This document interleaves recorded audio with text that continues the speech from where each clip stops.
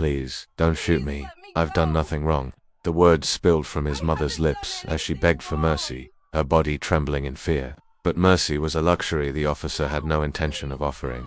Without hesitation, the cop's gun roared, and the shot slammed into her chest, her body jerking violently before slumping against the wheel. Jamal's world shattered. His mother, his everything, was gone in an instant. "No, no, please," Jamal screamed, his voice hoarse with panic. As he reached out for her, a brutal shove sent him crashing to the ground. Before he could comprehend what was happening, the cold steel of a gun was pressed against his forehead. "Stay down, boy," the officer sneered, his words filled with venom.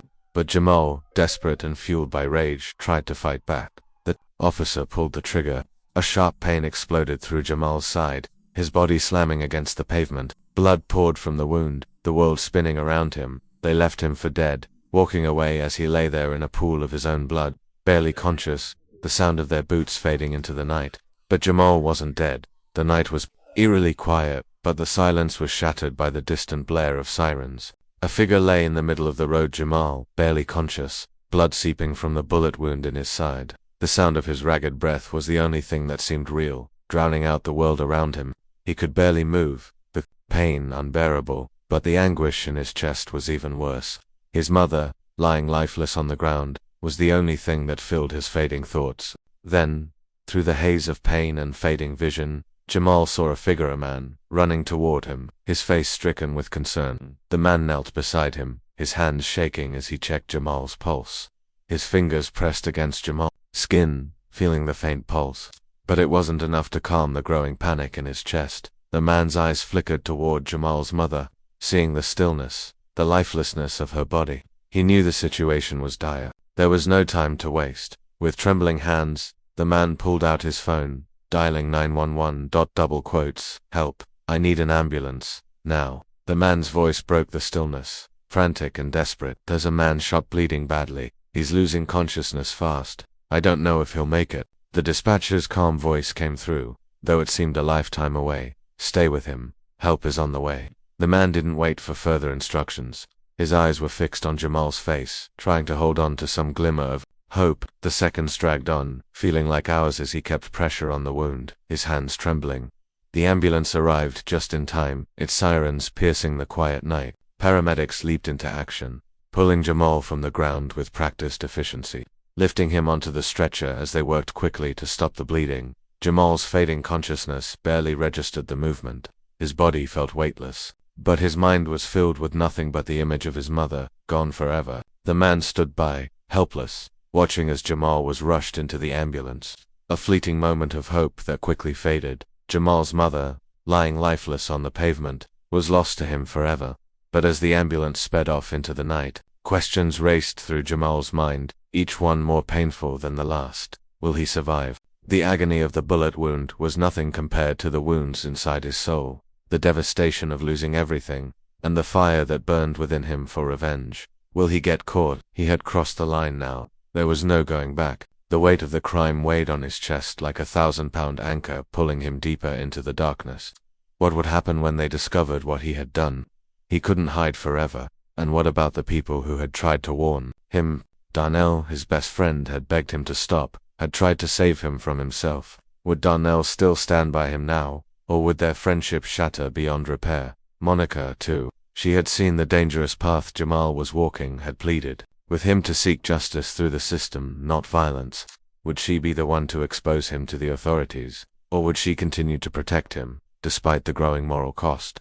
Jamal closed his eyes, his mind clouded with fear and doubt. The man he had become wasn't the man he used to be. He had crossed a line, and now, there was no returning to who he was. The questions hung in the air like a fog, impossible to escape. What would he do now? Will Jamal seek revenge? Will he get caught? What will happen with Darnell and Monica? Welcome to the Craze TV. Let us know in the comments which city you're watching this video from. Jamal sat by the kitchen window, watching the early morning light spill across the yard. It was a peaceful Saturday, one of those rare moments when everything seemed to align. His mother, as always, had already started breakfast, the comforting smell of freshly brewed coffee mixing with the scent of sizzling bacon. She hummed softly to herself, a melody Jamal recognized from his childhood. It was a simple tune, one she would often sing when they were just a small family. before the world outside ever touched their peaceful lives. His mother was everything to him, so nurturing, the pillar that had held their small family together after his father had passed away years ago. Jamal never understood how she managed to balance everything. She worked long hours at the grocery store, then came home to make sure their small house felt like a home. She was always there for him, no matter how tired or beaten down life made her. She loved him unconditionally, and that love had shaped him into who he was today. Quiet, determined young man who tried his best to follow in her footsteps. But today was different. It felt like the calm before a storm.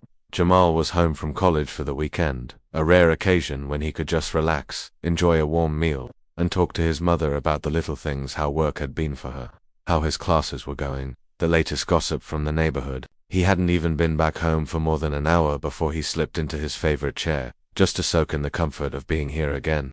He smiled as he watched her bustle around, her small hands flipping pancakes onto a plate, the familiar rhythm of their routine soothing him. Jamal's thoughts wandered back to the good old days, when he was younger, and his mother would pick him up from school with a warm embrace, telling him about the day's events as they walked home together. There was something so comforting about their routine. Life was simple, predictable, and there was always love in the air. His mother called him to the table, setting down a steaming plate of pancakes and scrambled eggs, the kind of breakfast that made him feel like a kid again. As he sat down, his mother smiled, and for a moment everything seemed perfect. No talk of injustice, no thoughts of danger, just the familiar warmth of home. The room was filled with the sound of her voice, the clink of silverware, and the occasional burst of laughter. The world outside seemed so distant, so far away from the safety of this kitchen. They talked about everything and nothing, how his mum had been learning a new recipe, how his college friends had gotten into trouble during a wild weekend party, and even the weather. It was the kind of conversation that didn't have any weight, no expectations, just two people enjoying the comfort of each other's presence. Jamal felt a sense of peace, a deep contentment, something he didn't realize he had been missing for so long. After breakfast, Jamal helped his mother clean up, the two of them working in harmony like they always had. It wasn't much, but the small tasks they shared had a way of bringing them closer together. There was no need for words, just the quiet, unspoken bond between them that had lasted through thick and thin. She handed him a dish to dry, and he complied, his hands moving automatically as they continued to chat about little things, about life that felt so simple, so safe. Later, Jamal grabbed his jacket and stepped outside to get some fresh air. The sun was still low in the sky, casting long shadows across the front yard. His mother stood by the door, waving him off with a smile, her face lighting up when he gave her a small wave in return. Everything about that moment felt normal, untouched by the harsh realities of the world outside. There were no concerns about safety or injustice, just the simple joy of being in the presence of someone who loved you. But as Jamal walked down the street, his thoughts drifted back to his studies, to the future, and to what his mother had always told him: take things one step at a time. He smiled to himself, remembering how those words had always brought him a sense of calm, a sense of knowing that no matter what happened, everything would be okay. He never expected that in a few short hours. His world would shatter in a way he couldn't even imagine. He had no idea that the warmth of that moment, the simplicity of their routine, was about to be violently ripped away from him. The world outside, their peaceful home, the world he hadn't been fully aware of, was about to crash into their lives in a way that would change everything. And it would be his mother's death, her senseless murder, that would ignite a fire in Jamal's soul, a fire that would burn with vengeance, leaving only destruction in its wake. That normal calm day would be the last time Jamal would ever feel that peace. The darkness of the world would find him soon, and there would be no going back. The afternoon stretched lazily across the sky, its warmth a stark contrast to the brewing storm that simmered just beneath the surface. Jamal had spent the rest of the morning trying to catch up on his studies, but his mind kept drifting back to his mother. Her laughter, the warmth of her hands as she passed him a plate of food, the way she hummed a tune while doing simple chores. He hadn't realized how much he'd missed it until now.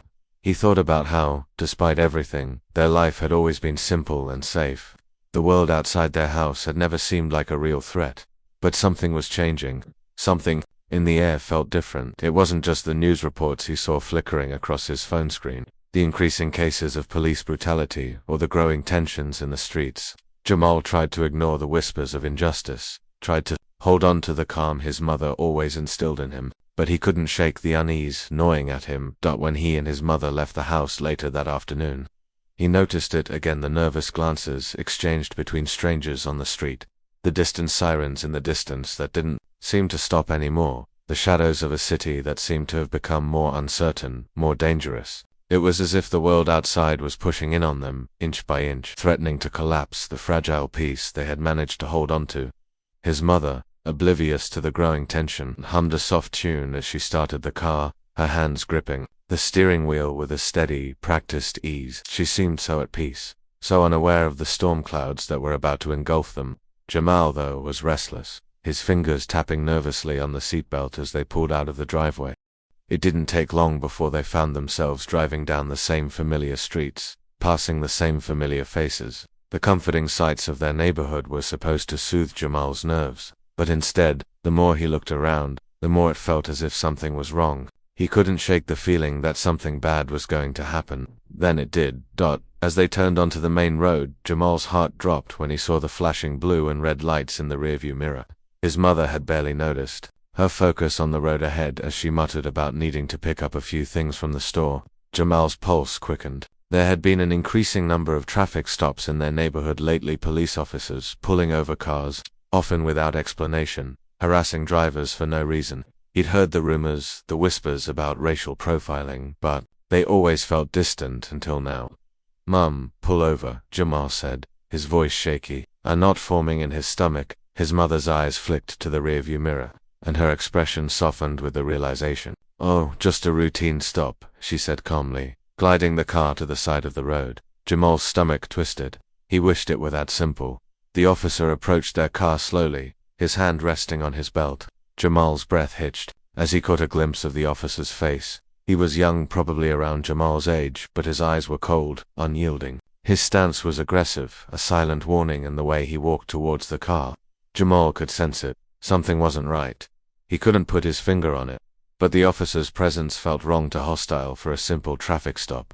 "License and registration," the officer barked without so much as a greeting. Jamal's mother, ever the picture of calm, reached into the glove compartment and handed over her papers with a smile. "I'm sorry, officer, was I speeding?" The officer didn't respond. He took the papers, his gaze lingering on her for a moment too long before turning away. Jamal could feel the tension building, the tightness in his chest.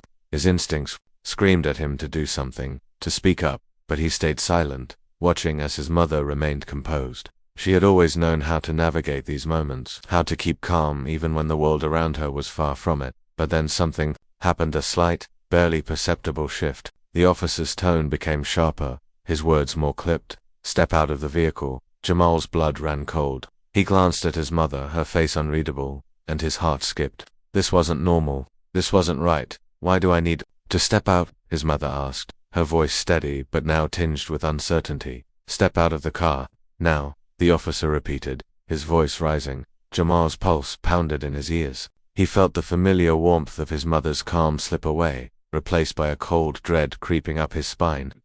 He reached for the door handle, but his mother held up a hand, signaling for him to stay. "Stay in the car, Jamal," she said softly.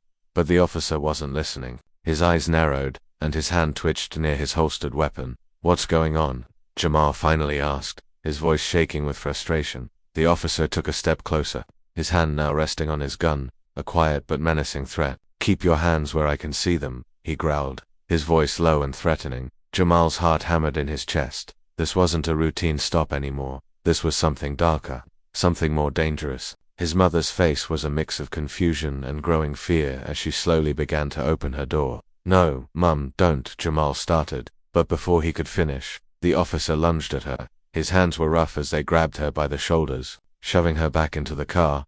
"Get back inside." The officer's grip tightened, and in an instant, everything spiraled out of control. The words became a blur, the violence escalating at a terrifying pace. There was shouting, the screech of tires as Jamal's mother fought back, the sharp crack of a gunshot. Jamal's world went silent for a heartbeat, and then the sound of his mother's body slumping against the wheel rang in his ears. Her life was gone in an instant, the light in her eyes fading as the officer calmly stepped back. The harsh glow of the police lights painted the scene in an eerie, surreal light. Jamal's breath came in short, panicked gasps. His body froze, his hands gripping the edge of the seat as he tried to comprehend the horror unfolding before him. Then, without warning, the officer turned to him, his gun aimed at Jamal's chest. Before he could react, the officer pulled the trigger. A sharp pain exploded through his side, sending him crashing into the seat. The world went black dot when Jamal finally regained consciousness. The officer was gone, his mother was gone, and Jamal, left bleeding and broken, was left with nothing but a burning rage. The sirens wailed in the distance, but it was too late for help. Jamal had already made a decision. Revenge was now his only purpose. The world was still suffocating in its silence.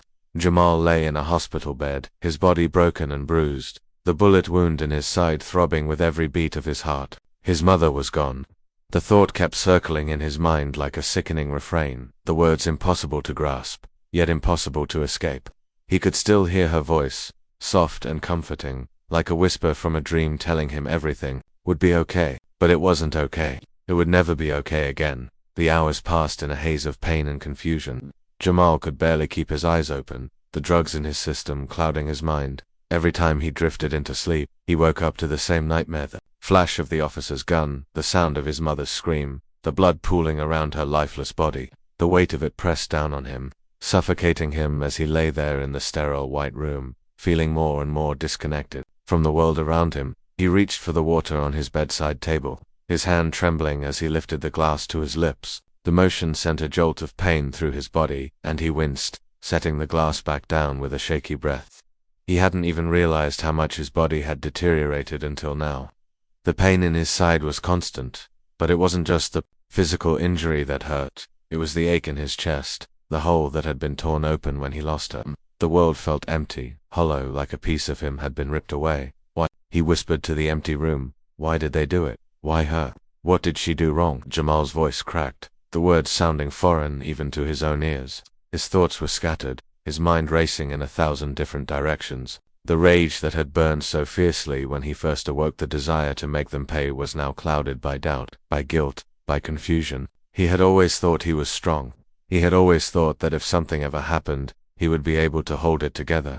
But now, as he lay there, broken in both body and spirit, he didn't know who he was anymore. The officer's face haunted him. He could still see it, so clearly cold, indifferent. The way he had pulled the trigger without hesitation, without remorse.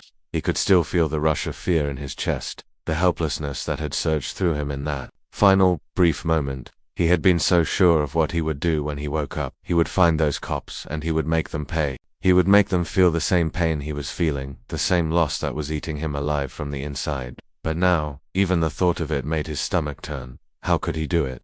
How could he kill someone? How could he become the very thing he despised? His mother would never have wanted that. She had always preached forgiveness, always said that justice would come in time, that vengeance was a road that led to nothing but destruction. He could hear her voice in his mind, a soft reminder of the principles she had lived by, the lessons she had taught him. Don't let hate take over, she would say. Forgiveness is the only way forward. But Jamal knew, deep down, that forgiveness wasn't possible right now. The pain was too raw, too fresh. He wasn't ready to forgive. He wasn't ready to let go of the anger that had consumed him in the wake of his mother's death. It was all he had left. All that remained was the thirst for revenge. The need to make the world that had taken her away from him pay for what it had done. But even as the thoughts swirled, the doubt lingered, festering in the back of his mind. Was this really who he was? Was he the kind of person who could kill, who could take a life, no matter how justified it might seem? Would he ever be able to look at himself in the mirror again if he went down this path? He closed his eyes, trying to shut out the questions that gnawed at him, but they were relentless, pushing their way through the numbness. He couldn't escape them, and yet, the anger wouldn't let him go. It was like a fire inside of him, one that he couldn't control, one that burned through every thought, every action.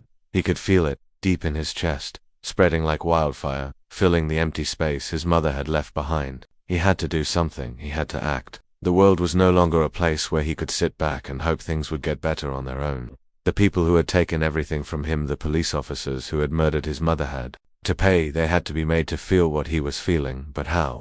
How could he take on the very system that had taken his mother's life? How could he fight against the system that had failed him so completely? Jamal didn't have the answers, but he knew one thing for sure. He couldn't let this go. He couldn't walk away from it. The rage and the grief had consumed him, and now there was nothing left but the desire for vengeance.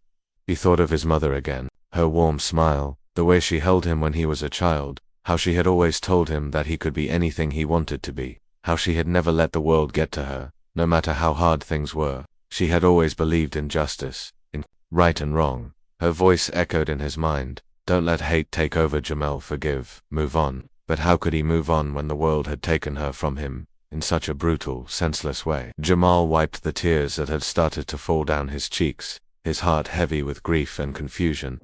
He didn't know who he was anymore. He didn't know how to reconcile the man he had been with, the man he was becoming. But one thing was clear: he would find those responsible. He would make them pay.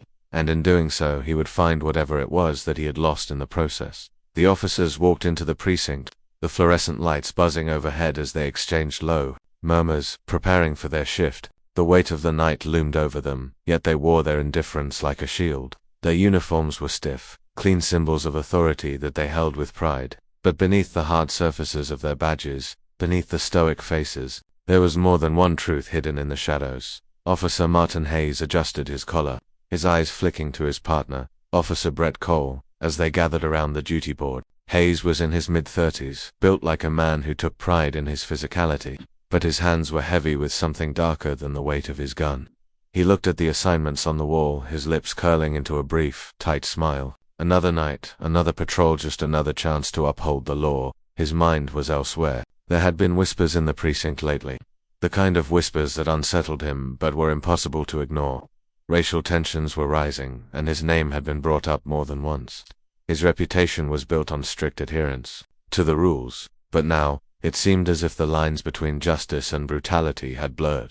He wanted to keep his head down, to focus on his work, but something gnawed at him. He had always seen himself as a protector, a defender of order. Recently the cracks were showing. He had a wife, a young son, and a home in the suburbs. He had responsibilities, and when the streets grew more chaotic, when the protests grew louder, Hayes felt the pressure to maintain control at any cost. It was this pressure that made him choose the easy route, dealing with the threats he saw around him by using force. It was easier than questioning, easier than confronting the growing resentment and fear he felt in his heart. Let's just get through tonight, Hayes, you know how these stops go. Cole's voice broke through his thoughts, steady and confident, but with an edge that revealed his own unease. Cole was younger, early 20s, but in the short time he'd been with the force, his cynicism had already set in. He didn't believe in the idealistic stories that kept him motivated through his training. He didn't buy into the notions of justice, fairness, or protecting the innocent. No, Cole had learned quickly that to survive in this world, you had to shut out everything but the cold, mechanical execution of your duties. Hayes turned to him, his hand still resting on the board. He noticed the subtle way Cole avoided meeting his eyes. The two officers had been together on countless patrols, but tonight there was something different in the air, a tension that neither of them could shake. Cole had been more on edge lately, his words more cutting, his actions more reckless. Same as always, Hayes muttered, though his voice lacked conviction. He hated the routine, but it was the only thing he knew how to do. Catch the criminals, enforce the law, and go home. But the law was bending him. His own instincts, his desire to protect were no longer enough to shield him from the doubts creeping in. The patrol car hummed as it rolled down the cracked asphalt streets. Cole was driving, Hayes staring out of the passenger window, the evening's stillness pressing in on them like a weight. The neighborhood they were patrolling was familiar, rough part of the city where the poverty was evident, the air heavy with unspoken tension. The people here, many of them black, had grown tired of the oppressive presence of the police. Hayes had seen it in their eyes, heard it in the whispers, but it was always easier to turn a blind eye than to acknowledge what was happening. They were the enemy. They didn't matter, not at least. That's what Hayes told himself every time he put on the uniform. But tonight, the reality of his job hit him harder than before. He watched as a group of young black men leaned against a streetlight, their heads down, their eyes avoiding the officers as the patrol car rolled past. There were no threats, no hostility, just people going about their lives. Hayes found himself wondering, fleetingly, whether the men were already afraid of them. He quickly brushed the thought aside. Cole pulled the car to a stop, parking by the curb as Hayes turned to look at the street. His eyes scanned the area, searching for signs of trouble. He couldn't help himself. His instincts as an officer told him to be alert, to be ready for anything. But the longer he stared, the more he felt an uncomfortable awareness settle in his chest. This wasn't just about his duty anymore. It was about survival. His survival, Cole's survival. They weren't here to protect, they were here to control. Got a car, Cole said, breaking the silence. His voice low and cold. He pointed to a vehicle in the distance, a beat-up sedan parked off to the side of the road. Looks like a late-night run. Let's check it out. Hayes didn't respond immediately. His thoughts clouded. He glanced at Cole, noting the subtle excitement in his partner's eyes. This wasn't just a routine stop for Cole. For him, it was a chance to exert control, to show power. Hayes knew the kind of man his partner was becoming, and it made him uncomfortable. But this was how the system worked. Control, domination. They were doing their jobs. He nodded, reaching for his radio. Copy that. Let's make it quick. As they approached the vehicle, Hayes saw the woman sitting behind the wheel. She was black, middle-aged, her hands gripping the wheel tightly. She didn't see them coming, didn't know they were behind her, waiting. Her eyes flickered nervously in the rearview mirror, the only sign that she was aware of their presence. There was nothing overt, nothing that screamed danger, but the officers were already preparing themselves for what could be a threat. Step out of the vehicle, Hayes commanded, his voice firm but laced with authority. The woman flinched, her eyes darting to the side as she unbuckled her seatbelt and slowly opened the door. Hayes watched her every move, his gaze sharp, assessing, waiting for the moment when the situation would escalate. This was routine. This was how it went. But the longer he watched her, the more he felt that familiar knot of discomfort tighten in his stomach. He was the one who had asked her to step out, but she was afraid of him, and that fear, it made him uncomfortable. He had spent years trying to ignore it, trying to tell himself that it was part of the job. But now, in the silence between them, he felt a creeping doubt. Cole was already moving, his hand on his weapon as he approached the woman, his eyes locked on her. Hayes followed, but the moment they made eye contact, he saw something in her, something he had never seen before. Her face, desperate but calm, as if she had known this was coming. The realization hit him like a punch to the gut. For a brief second, Hayes understood what was happening. He understood why this woman was so terrified. She wasn't just afraid of this stop, she was afraid of them, and that fear, their power, their indifference, their roles in this broken system. It was something they both carried with them, something they couldn't ignore any longer. But that moment of clarity faded, replaced by a deep, gnawing sense of inevitability. The stop was routine. They would handle it like all the others. They had to. This was their job. And deep down, Hayes knew it was too late to turn back. The days after his mother's death were a blur. Jamal's body had healed, his wound was just a scar now, a reminder of the bullet that had nearly ended his life. But his soul, it was shattered. Each day spent in an agonizing fog, unable to escape the images of her lifeless body, of the cold, indifferent officers who had robbed him of everything. It was as though his heart had been buried under a mountain of grief and rage, and he couldn't dig his way out. At first he thought about doing nothing. He thought about running, leaving everything behind and trying to find some peace, some semblance of a normal life. But deep down, he knew that wasn't possible. There was no escaping this. There was no forgetting what they had done to her. The anger burned too bright, too fierce. It filled him every waking moment, a fire that made it impossible to think of anything else. But even more than the anger, it was the shame, the deep, gnawing shame that kept him awake at night. What kind of person was he becoming? The son of a woman who had lived her life with integrity, with kindness. Was he really going to become the kind of man who would hunt down the very officers who had taken her life? He spent days locked in his apartment, pacing, staring at the walls, trying to make sense of what was happening to him. His mind kept coming back to that night, the look in his mother's eyes when the officer pulled the trigger, the sound of her last breath. His fists clenched involuntarily at the memory, and his heart raced, the need for vengeance bubbling up inside him again. He could feel the hunger for it, like a drug, pulling him further into the abyss. For a while, he tried to shut it out. He tried to numb himself, to do anything that would stop the thoughts from consuming him. But they wouldn't stop. No matter what he did, the world was always there, reminding him of the loss, reminding him that nothing would ever be the same again. Was a phone call that changed everything.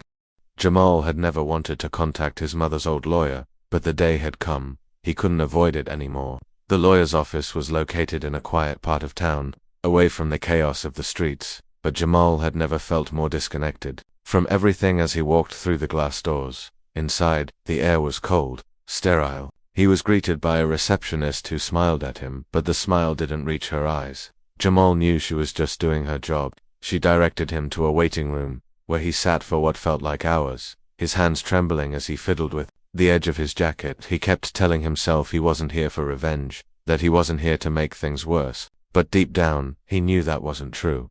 When the lawyer, Monica Reeves, finally entered the room, her presence seemed to fill the entire space. She was a woman in her early 50s, dressed in a sharp professional suit, her face calm but weary. She had helped his mother with legal matters for years, and Jamal could still remember her voice on the phone when his mother had passed away. She had been kind, sympathetic, but now, sitting across from him, she was all business. "Mr. Carter," she said, her tone warm but distant, "I'm so sorry for your loss. Your mother was a remarkable woman. I'm here to help you in any way I can." Jamal's throat tightened. He tried to speak, but the words wouldn't come. He had been rehearsing this moment, had planned out what he was going to say, but now that he was here, everything felt different. "I need help finding the officers who did this. I need their names. I need to know who killed her." Monica's expression softened, but her eyes hardened with something that looked like regret. She sighed and sat back in her chair, folding her hands. "Jamal, I know you're hurting, but this isn't the way. What you're talking about revenge, it won't bring your mother back. It won't make you feel better." His chest tightened, and he slammed his fist on the table in front of him, the impact shaking his body. "You don't understand," he shouted, his voice breaking. "They killed her. They took her away from me, and now they're just walking around like nothing happened. I need to make them pay for what they did." Monica was silent for a long moment, her gaze steady. She didn't flinch, didn't try to argue. Instead, she waited. Jamal could see the sadness in her eyes. It was the same look he had seen in so many people's faces after the shooting. They all felt sorry for him, but none of them understood. They didn't understand the fire that burned inside him, the feeling that nothing would be right again, until those responsible were made to suffer. Finally, Monica spoke, her voice calm and measured. "I can help you with the legal aspects, Jamal. I can do everything in my power to bring justice to your mother's case. But what you're asking, this path you're thinking of going down, it will destroy you. It won't stop the pain. It won't fix what's broken. It will only make things worse. Trust me, I've seen it happen too many times." Jamal stared at her for a long time, his breath heavy in his chest. What did she know? What did any of them know about the pain of losing someone like this? They were all just bystanders, standing on the sidelines while he fought to keep his sanity. How could he trust her to understand the rage that was eating him alive? "I'm not asking you to understand," Jamal finally said, his voice low but firm. "I'm asking you to help me make them pay." Monica didn't respond immediately. Instead, she opened the drawer of her desk, pulling out a folder and handing it to him. "This is the information you wanted. But Jamal, I can't condone this. You need to think about what you're doing.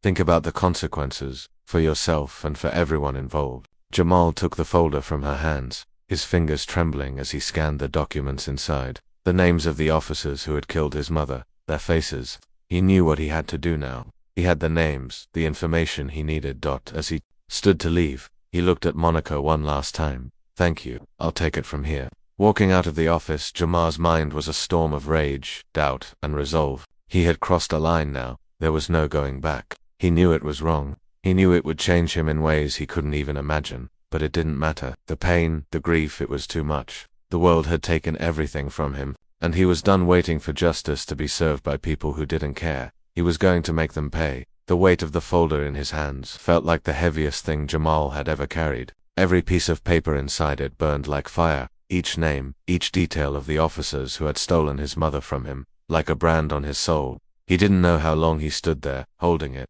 feeling the reality of his decision sink deeper into his bones. There was no turning back now. This path was set.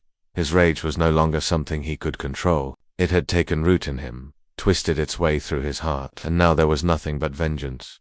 As Jamal walked back to his apartment, the world seemed to close in around him. The streets, once familiar and comforting, now felt like a maze, each corner and every building reminding him of what had been lost. The city seemed more hostile, more indifferent. His mind raced with thoughts of how he would bring the officers down, how he would make them feel the terror and hopelessness his mother must have felt in her final moments. He could almost see it, he could almost hear the sound of their breaths quickening, the panic in their eyes as he took away everything they had ever known, just like they had done to him. But as the days passed, the weight of what he was planning began to suffocate him. He tried to shut it out, to continue with his life as best as he could, but there was no escaping it. The nights were the hardest, when the shadows seemed to grow longer and the silence felt unbearable. His mother's absence hung over him like a constant reminder, a presence he could feel in the air, in the empty spaces where she used to be. Then came the phone call. It was Monica Reeves, the lawyer who had tried to warn him, tried to steer him away from this path of destruction. Her voice was calm, but Jamal could hear the tension beneath it, the urgency in her tone that made his stomach twist. "Jamal, we need to talk," she said. "I've been hearing things. People know what you're planning. You need to stop before it's too late. This isn't just about your mother anymore. You're putting yourself in danger, and I don't think you understand just how deep the system goes." Jamal's grip on the phone tightened. He wasn't ready for this. He wasn't ready to hear that his plan, his only way of dealing with the pain, might not be as righteous as he had convinced himself it was. But there was something about Monica's voice, something desperate, that made him listen. "I'm not going to stop," he said, his voice thick with determination. "They need to pay. I don't care about the consequences. I can't let this go. Not after what they did to her. I won't let them get away with it." Monica fell silent on the other end of the line. Jamal could hear her breathing, steady but filled with an undeniable sorrow. When she spoke again, her words were quieter, almost reluctant. "I understand your pain, Jamal. I understand more than you think. But you need to realize that vengeance it won't fix this. It will only destroy you. You're too close to the edge. You need to think carefully before you make any more moves." But Jamal was already gone, already slipping further into the darkness. "I don't need your help," he said coldly, cutting the conversation short before she could say anything more. He wasn't listening to her anymore. He wasn't listening to anyone. He could feel it now, like a pulse inside him, pushing him forward, driving him toward his goal. Every part of him, every fiber of his being was focused on one thing: making the officers who had killed his mother suffer. It wasn't just justice anymore. It was something deeper, something darker. It was the need to make them feel the weight of his grief, the same way he had felt it when he had watched her die. He wasn't going to let them get away with it. First name on the list was Officer Martin Hayes, the man who had pulled the trigger. Jamal spent nights researching him, tracing his movements, finding out everything he could about him. Hayes had a family, a wife, a son. He lived in a quiet suburb, a house that looked just like the one Jamal had grown up in. It was perfect, serene, untouched by the chaos of the world. Jamal hated it. It made him sick. One night, after hours of research, Jamal stood in front of the mirror in his small apartment, staring at the man he had become. His reflection was foreign to him now, his eyes hard, his face set with an expression he didn't recognize. Who was he anymore? The man who had been driven by his mother's love, by her lessons of kindness and compassion, seemed like someone from a different life. Now, he was something else entirely. The knock on his door came late the next night. It was his best friend, Darnell. Darnell had been like a brother to him, someone who had been by his side through everything, through the grief, the anger, the moments of uncertainty. But when Jamal opened the door, he saw the concern in Darnell's eyes, and for the first time, he felt a flicker of doubt. "What are you doing, Jamal?" Darnell asked, his voice low and cautious. He had heard the rumors. He had seen the change in Jamal over the past few weeks. It wasn't the grief anymore. It wasn't just mourning. This was something different. This was something dangerous. "I'm doing what needs to be done," Jamal replied, his voice hard. He didn't want to hear the words that Darnell had to say. Not now. Not when everything was so clear in his mind. He had a plan, and nothing was going to stop him. Darnell stepped into the apartment, closing the door behind him. "You don't have to do this, man. I get it. I do. Your mum. She was everything to you. But revenge. This won't bring her back. It'll just destroy you. Don't you see that? You've already lost enough." Jamal turned away, clenching his fists. "You don't understand. You can't. No one can. They took everything from me, Darnell. Everything. I'm your best friend. Jamal, I've been with you through all of this, through the worst of it. But this isn't you. This isn't who she raised you to be. You're going to ruin your life. And for what? For something that will never bring her back." Jamal's heart pounded in his chest. The words hit him, harder than he expected. Was this who he had become? A man willing to sacrifice everything: his friendship, his integrity, his future, to make them suffer, just to make the officers feel the pain he had felt when he watched his mother die. But the hunger for vengeance was still there, gnawing at him. He couldn't let it go. He couldn't back down, not now. "I have to do this," Jamal said, his voice a low whisper. "I have no choice." Darnell shook his head, his voice thick with emotion. "You always have a choice. Man, don't do this, please." But Jamal had already made his decision. The weight of the system, the weight of everything that had failed him, pressed down on him. He was going to take control. He was going to make them pay, no matter who stood in his way, not even Darnell. As his friend walked away, the silence that followed felt like a death sentence. The system had already started to break him, and there was nothing he could do to stop it now. The night was thick with tension, the air heavy and still, as if the entire world was holding its breath. Jamal stood outside the house that had once represented a life of normalcy, a life that was now shattered beyond recognition. Officer Martin Hayes' home loomed in front of him, its windows dark, quiet, the well-maintained lawn, the neatly trimmed hedges, it all seemed so perfect, so untouched. The complete opposite of everything Jamal had lost. He stood there for a long time, his mind a storm of conflicting emotions. The plan had been set in motion days ago. He had carefully watched Hayes' routine, learning everything he could about his targets, the officer's movements, his work schedule, the times he left and returned home. Jamal had watched it all, like a shadow in the darkness. Tonight, he would confront the man who had pulled the trigger. Tonight, he would make Hayes understand what it felt like to lose everything. But standing here, on the edge of his fury, Jamal couldn't escape the weight of his own doubts. He had come so far, and now, facing the house, facing the man who had taken his mother from him, he realized how much he had changed.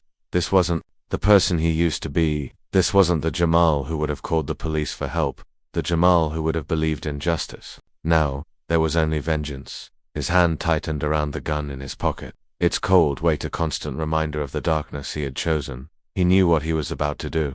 He had justified it in his mind 100 times over, told himself that it was the only way to make the pain stop.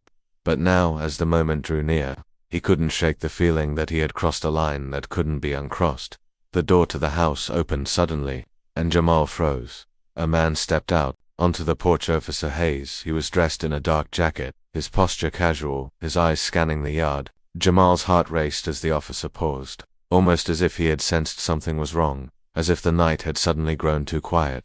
Hayes didn't look around, didn't notice Jamal in the shadows, but Jamal saw him clearly, saw the man who had taken his mother's life, and the rage surged again, hot and uncontrollable. Jamal moved then, slipping across the yard, his footsteps silent on the grass. He knew what he was doing, knew where he was going, but part of him wanted to stop, wanted to turn back, to forget this madness. Yet every step he took brought him closer to the moment when he would make Hayes pay. When he was close enough, Jamal stopped, his breath coming in short, shallow gasps. He watched as Hayes turned to walk back inside, oblivious to the man who stood just a few feet away, ready to take everything from him. "Hey, Hayes," Jamal called out, his voice sharp in the quiet night. The officer stopped dead in his tracks, turning around slowly. His expression didn't change immediately. There was no recognition in his eyes, no hint of fear or guilt. He simply looked confused, as though someone had called his name in a crowd. "Who the hell are you?" Hayes asked, his voice laced with suspicion, but there was no panic. Not yet. Jamal didn't respond immediately. He took a step forward, feeling the cold steel of the gun in his hand, the power of it, the finality of it. "You don't remember me, do you?" Hayes' brow furrowed, his eyes scanning Jamal's face, trying to place him. "What do you want?" For a moment Jamal just stood there, the gun shaking in his hand, the weight of what he was about to do crashing over him. The fear and rage he had been holding back for so long seemed to swirl inside him, mixing with guilt, doubt, and the memory of his mother's voice. "I want justice," Jamal said, his voice low and steady, despite the turmoil inside. "I want you to feel what I felt." Hayes' eyes widened slightly, realization dawning in them. "What the hell are you talking about?" "I'm talking about her," Jamal spat, his voice growing colder. "My mother. You remember her, don't you? You remember what you did to her?" The officer's expression shifted, a flicker of something regret maybe, or recognition passing through his eyes. But it was fleeting, gone before Jamal could hold on to it. "Listen, kid," Hayes said, his voice suddenly more measured. "I don't know what the hell you think happened, but you killed her." Jamal interrupted, his voice cracking with the weight of his grief. "You murdered her, and now I'm going to make you pay for it." Hayes' eyes narrowed, and he took a step back, his hand subtly moving toward his holster. But Jamal was faster. In an instant, he had raised the gun, pointing it squarely at Hayes' chest. The officer froze, his hand hovering inches from his weapon. The tension in the air was palpable, thick with the sound of Jamal's heartbeat. In his ears. "I didn't mean to kill her," Hayes said, his voice softening, almost pleading. "It wasn't supposed to happen like that." Jamal's breath caught in his throat. What he couldn't believe what he was hearing. "You Didn't mean to kill her. You think that makes it better? Hayes' face twisted, as if he was grappling with something deep inside, something he couldn't quite bring himself to acknowledge. I don't know what to say to you, man. You have to understand this job, this life. It changes you. I've seen too much. I've had to make decisions, choices that I can't undo. Jamal's hands shook, and for a moment, the gun wavered in his grip. He wasn't sure what he was supposed to feel. Part of him wanted to pull the trigger, to end it all, to make sure that Hayes would never hurt anyone again. But another part of him, some small, fragile part, felt the weight of what Hayes was saying, the regret, the doubt. Was he just another man caught in the machine, or was he a monster like Jamal had always believed? You don't get to ask for forgiveness, Jamal said through clenched teeth, his voice low and cold. You don't get to make excuses. You took everything from me, and now you're going to pay.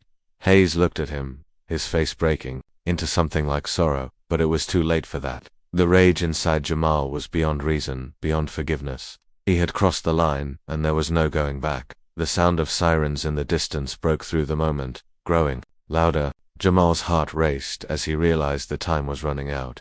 But the decision was already made. In a split second, everything changed. Jamal pulled the trigger. The shot rang out, a harsh, deafening sound that shattered the night. Hayes staggered backward, his hand clutching at his chest as blood seeped between his fingers. His eyes were wide, but they weren't filled with fear. They were filled with something worse, regret. Jamal stood frozen, the gun still in his hand, the smoke from the shot curling up into the air. He watched as the officer crumpled to the ground, his life slipping away in front of him. There was no satisfaction, no relief, just a growing emptiness inside him, a void that had nothing to do with justice and everything to do with the fact that he had become the thing he had sworn to destroy. He dropped the gun, his knees buckling as he sank to the ground beside Hayes, his breath coming in ragged gasps. He stared at the officer, feeling the weight of what he had done, feeling the darkness that had taken root in him and spread through every corner of his soul. The sirens were getting closer, and Jamal knew he had to leave, but he couldn't move. He couldn't bring himself to get up, because in this moment, he realized the truth. In his quest for revenge, in his need to make the world pay for what it had done to him, he had lost himself. The world spun in slow motion as Jamal stood over the fallen officer. His blood stained the grass beneath him, a dark pool that spread further with every passing second. His breathing was shallow, his chest tight as if his lungs couldn't bear the weight of the air. The sirens were now deafening, but they felt like a distant hum in his mind, too far to matter. Hayes' body lay motionless, his once steady eyes now empty, just like Jamal had wanted, just like he thought he needed. Jamal didn't feel victorious. He didn't feel the sense of justice he had imagined when he first set out on this path. Instead, there was a hollow emptiness inside of him, a gnawing void that had only grown bigger with every step he had taken toward this moment. The gun, now dropped at his side, felt heavy, like an anchor to a past he couldn't escape. His mind raced, thoughts colliding in a chaotic swirl. What had he done? He had promised himself that vengeance would bring him peace, that it would fill the empty space left by his mother's death. But now, standing in the cold night, with the evidence of his crime scattered before him, he realized he had traded one kind of loss for another. Jamal stumbled backward, his legs weak beneath him as the realization set in. The sound of the sirens grew louder, but it didn't matter anymore. They were coming for him, and there was no way out. He had made his choice, and now he had to face the consequences. In the distance, a figure appeared. His face was a mixture of disbelief and heartbreak, his eyes wide as he approached cautiously. He must have heard the gunshot. He must have seen what Jamal had done. Double quotes. Jamal. What the hell? Darnell's voice trembled, and his hands were raised, palms out in a gesture of disbelief. His gaze flicked from Hayes' lifeless body to Jamal, then back again. This isn't you. This can't be what you wanted. This isn't justice. You're not a killer. Jamal didn't respond. He couldn't. The words, the excuses, the justification, none of it seemed to matter anymore. He had become the very thing he had hated, the very thing he had sworn to fight against. The violence, the rage, it had consumed him, and now, standing in front of his best friend, he couldn't escape the truth of it. He had crossed a line, and there was no going back. I had to, Jamal finally whispered, his voice breaking. I had to make them feel what I felt. Darnell stepped closer, his face hardening with a mixture of anger and sadness. And what did that get you, Jamal? What did it get her? He gestured toward the body, his voice rising now, raw with emotion. Your mum is still gone. She's never coming back. And now look at you. You're no better than the man who killed You've become him." The words hit Jamal like a punch to the gut. He flinched, but he couldn't deny it. Darnell was right. The vengeance, the need to make them pay, it had become an all-consuming force. He had justified it in his mind, told himself it was for justice, but now, standing in the cold light of the consequences, he saw the truth. He had destroyed himself. The sirens were growing louder, now close enough that he could hear the screech of tires as the police car pulled up. Darnell stepped back, his expression filled with sorrow. He had never wanted this for Jamal. He had tried to stop him, to warn him, but now, he was witnessing the final unraveling of his best friend. The man Jamal had been, the man he had once admired, was slipping away, replaced by something darker, something broken. Jamal stood motionless, staring down at the officer he had killed, the weight of his actions sinking in like 1,000 tons of concrete. He could hear the footsteps of the approaching officers now, but they seemed distant, as if everything around him was happening in slow motion. He knew the end was coming, knew that this was the moment when everything he had worked for would collapse in on itself. But even then, even in that moment of final reckoning, the thought that consumed him wasn't fear or regret. It was a sense of finality, of closure. The pain, the rage, it was still there, but it was quieter now, replaced by a growing sense of resignation. Jamal had been seeking justice, but what he had found instead was destruction. And now, as the blue and red lights flickered in the distance, he realized that nothing would ever be the same again. His mother was gone, and no amount of revenge could bring her back. In the end, all he had done was deepen his own loss. He had traded his soul for retribution, and the price had been his humanity. He dropped to his knees, the weight of it all finally breaking him. The sirens grew louder, and the first of the officers arrived on the scene, their shouts breaking through the fog in his mind. Hands where we can see them. But Jamal didn't move. He stayed there on the ground, his head bowed, the tears flowing freely now. He wasn't sure what to feel anymore. He wasn't sure who he was anymore. The world around him spun, the faces of the officers blurring into something unrecognizable, and the only thing he could hear now was the sound of his mother's voice. He had failed her. The officers closed in, their presence suffocating, but Jamal didn't resist. He didn't care anymore. His fight was over. The anger, the thirst for vengeance, it had all burned away, leaving nothing but the ashes of what he had once been. He was just a man now, broken and lost, left with nothing but the consequences of his own choices. The last thing he saw before the world went dark was Darnell's face, his expression filled with sorrow. But there was something else there too, something that Jamal couldn't quite place. Pity, maybe, or maybe just a deep, lingering sadness, because Darnell knew what Jamal had become, and it wasn't who he had once been.